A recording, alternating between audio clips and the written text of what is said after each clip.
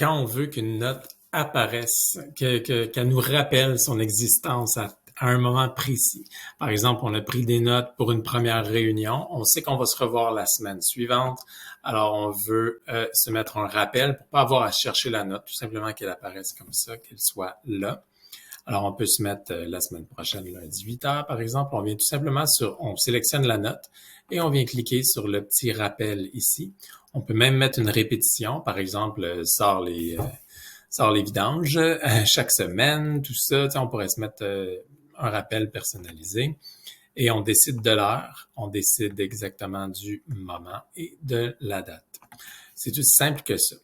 Et où il sort le rappel? Si on a activé les rappels sur notre Chromebook, par exemple, ça peut apparaître dans notre navigateur Chrome. Ça va apparaître comme une notification. Mais la plupart des gens, comment ils utilisent le rappel, c'est en utilisant leur téléphone, parce que Google Keep s'installe sur un téléphone. Et quand on fait ça, eh bien, si on fait un rappel sur notre Chromebook, par exemple, ben, le rappel va sonner sur notre téléphone, on va l'entendre. Et on va pouvoir accéder directement à la note concernée. Même chose si on a une tablette, un iPad, tout ça. Donc, c'est vraiment, c'est dans l'environnement Google que le rappel va apparaître. Et comme l'environnement Google, on peut être connecté sur plusieurs appareils différents, mais le rappel va se retrouver un peu partout. C'est comme ça qu'on utilise les rappels. Et je vous rappelle qu'on peut aller dans la section rappel pour voir toutes nos notes avec un rappel. On peut facilement les gérer comme ça.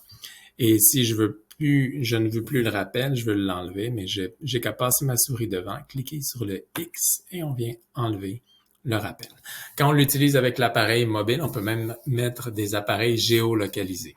Alors, ça, c'est un rappel qui va apparaître quand, par exemple, j'arrive à l'école. Donc, on vient dire, je veux que ça sonne, je veux voir cette chose-là quand j'arrive dans ma classe. Alors là, ça va un petit peu plus loin.